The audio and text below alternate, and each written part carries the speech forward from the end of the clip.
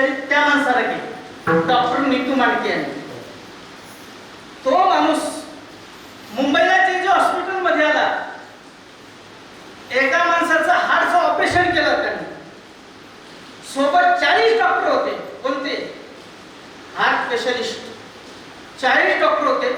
माणसाचं त्या हार्टचं ऑपरेशन केलं आणि ऑपरेशन थिएटर मधून त्याच्या कॅबिन पर्यंत जात असताना त्याला अटॅक आला, स्पॉटवर गेला.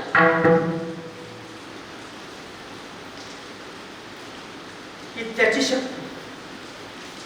तो जगातला 1 नंबरचा हार्ट स्पेशलिस्ट होता. आपल्याला डॉक्टर म्हणतात ना, थोडस लवकर आणलं असतं ना तर बरं झालं असतं. काय नाही बरं होत.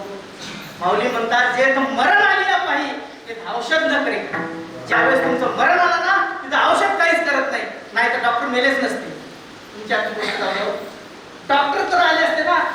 ज्याचं मी आता उदाहरण सांगतो, तो जगातला 1 नंबरचा हार्ट स्पेशलिस्ट होता. तो तर आला, त्याला तर कळालं असतं ना की हार्ट अटॅक येत असताना काय होतं. ते सूत्र त्याने त्याच्या हाती ठेवलेले. प्रारब्धाची गती न कळे विचित्र आहे हाती सूत्र विठोबाच्या. हे सगळे सूत्र त्या परमेश्वराच्या हाती आहे. तुम्ही आम्ही या विश्वामध्ये काम करणारे फक्त कलाकार आहोत. जसं चित्रपटामधला जे कलाकार असतात ते फक्त पडद्यावर कला करताना, ऍक्टिंग करताना, ऍक्शन करताना नुसते दिसतात. त्यांना बोलवून आला आणि त्यांना हे सगळं करायला लावणारा डायरेक्टर कधीच दिसत नाही, तो पडद्याच्या मागे असते. तसे तुम्ही या रंगभूमी आणि मी सगळे या रंगभूमीवरचे कलाकार आहोत. डायरेक्टर वेगळाच आहे. त्याला सगळे सूत्र त्याच्या हाती ठेवलेले आहे. ऐसा लाघवी हा माया सूत्रधारी. हे सूत्र त्याच्या हाती आहे, तुमच्या आमच्या काही हाती नाही. म्हणून मरण जेव्हा आहे तेव्हा येणार आहे. ते कधीच कोणालाही चुकलं नाही, तुम्हाला मला चुकलं नाही. एक वेळेस गरुडाची आई बिमार असताना सगळे देव यायचे, सगळे देव यायचे, प्रत्येक देव यायचे. मग गरुडाने संध्याकाळी आल्यानंतर आईला विचारलं, आई आज कोणते देव आले? तिला सांगायचं, आज इंद्रदेव आले, वरुण देव आले, हे देव आले, ते देव आले. असं एक दिवस यमराज आल्यानंतर गरुडजीने विचारलं, म्हटले आई आज कोणते देव आले? म्हटले आज दुसरे देव नव्हते, आज यमराज आले. यमराज आले? म्हटले काय म्हणत? काही म्हटले नाही. म्हटले काय? फक्त जाताना हसले. जाताना हसल्यानंतर गरुडजीच्या लक्षात आलं की आपल्या आईचा अंतकाळ आला. कारण यमराज जर असले तर आईचा अंतकाळ आला. गरुडानं आपल्या आईला उचललं आणि उंच एक मोठं वडाचं झाड होतं. त्या वडाच्या झाडामध्ये खूप मोठा पेस होता तयार. बरोबर यांनी काय केलं, आईला उचललं त्या वडाच्या झाडाच्या बुंद्यामध्ये नेऊन ठेवलं. आता माझी आई यांना दिसणार नाही. ठेवलं. गरुडजी बाजूला उभे राहिले. यमराज तिथे आले आणि यमराज हसून म्हणाले गरुडजीला, तरी मी म्हणत होतो की तुमच्या आईचं मरण इथे आहे आणि ती आतापर्यंत इथं कशी नाही आली.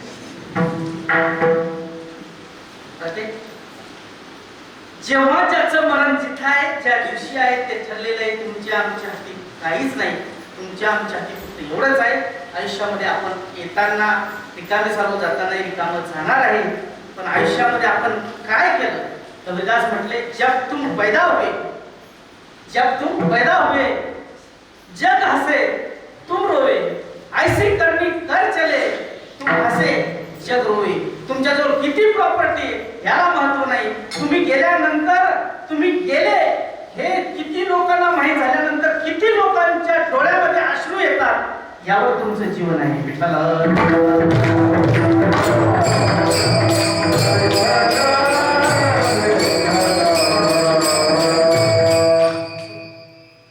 वयोमानानुसार परमपूजनीय हरिभक्त गुरुवर्य काशीनाथ महाराजांचं 1 तारखेला सकाळी 11 वाजता निधन झालं. पांडुरंगाच्या चरणामध्ये ते विलीन झाले. त्यांच्या जाण्याने सर्व खडकीवासियांना नव्हे, वारकरी संप्रदायांना सगळ्यांनाच फार दुःख झालं. पण नियतीच्या मनात जे असलं तेच होते, त्याच्यात आपण काही करू शकत नाही. तुम्ही आम्ही काहीच करू शकत नाही.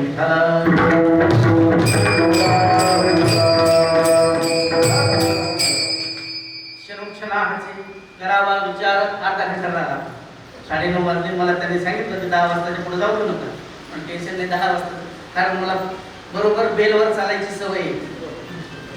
म्हणजे पिरियड झाल्यानंतर आम्हाला करो किती बोललं म्हणजे आपला पिरियड होते हे आम्हाला कळते.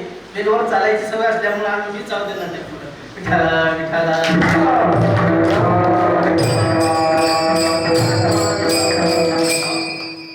मानवी जीवन जगत असताना संत म्हटले बाबा रे, जी गोष्ट तुमच्या आयुष्यामध्ये होऊन गेली तिचा माणसाने कधीच विचार करायचा नसतो.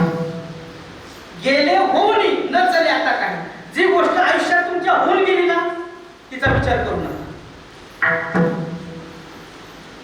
पण उरलेलं आयुष्य कसं जाणार नाही याचा विचार जरूर करावा. जसं आजपर्यंत कदाचित तुम्ही तुमचं आयुष्य वाईट मार्गाने जगलं असेल, असू द्या, पण उरलेलं आयुष्य कदाचित वाईट मार्गाने जाणार नाही याची काळजी जो घेतो तो शहाणा असतो. म्हणून संत म्हटले आता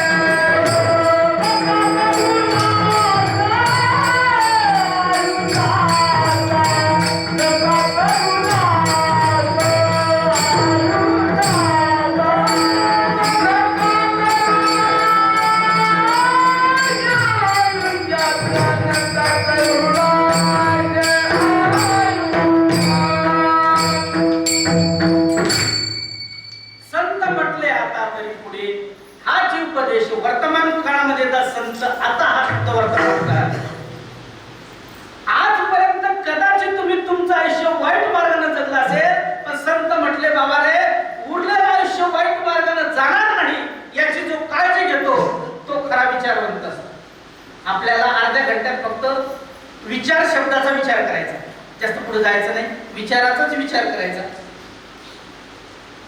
जो माणूस आपलं आयुष्य वाईट मार्गाने जाणार नाही याचा विचार करतो तो शहाणा असतो.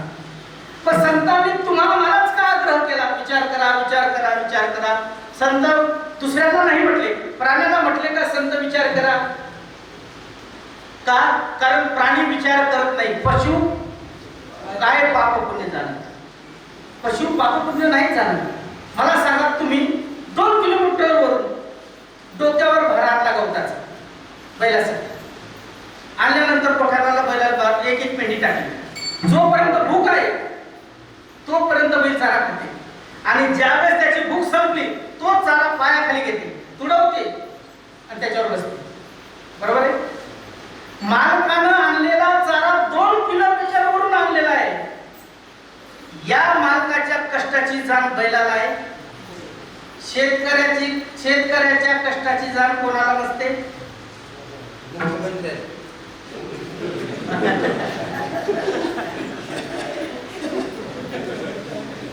आपल्या उदाहरणात शेतकऱ्याच्या कष्टाची जाण कोणाला नसते? बैलाला नसते. आणि ज्याला शेतकऱ्याच्या कष्टाची जाण नसते त्याला बैल म्हणलं तरी काय हरकत आहे? बैल तरी म्हटलं, कारण शेतकऱ्याच्या कष्टाची जाण कोणाला नाही. तो काळजी करायला लागला की माझ्या मालकाने एवढ्याला पाय फसत होते, चिखल होता तरी भारात गवत आणलं नाही. त्याला जोपर्यंत आहे ना तो कोणाचाही विचार करत, जे विचार करत नाही ते बैलच आहेत ना. आश्वासन देतात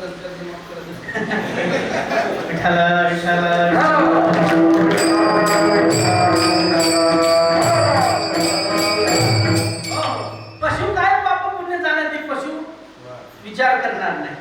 तर तुम्हाला मला आग्रह का केला? तुम्हाला आग्रह का केला? का केला? कारण तुमच्या आमच्यामध्ये विचार करण्याची शक्ती आहे, पण संत म्हणतात ती शक्ती सुप्त आहे. सुप्त असणारी शक्ती आपल्याला जागृत करायची आहे. तसं हनुमंतामध्ये उड्डाण करण्याची शक्ती सुप्त होती. जेव्हा सीतामातेचा शोध घेण्याकरता नळ नीळ जांबुवंत हनुमंत समुद्रावर गेले आणि सगळ्या जणांनी समुद्र पाहिला. सगळे म्हटले बापरे, एवढा समुद्र आपण नाही उड्डाण करू शकणार, आपण नाही उड्डाण करू शकणार. सगळ्यांनी हात टाकले. हनुमंत म्हटले आपणही नाही जाऊ शकणार. जांबुवंतजी उठले, म्हटले सगळ्यांच्या बाबतीत ठीक आहे, पण हनुमंतराय तुमच्या बाबतीत ठीक नाही. का? कारण जन्मताची जेणे गिळले सूर्याला. तुमचा जन्म झाला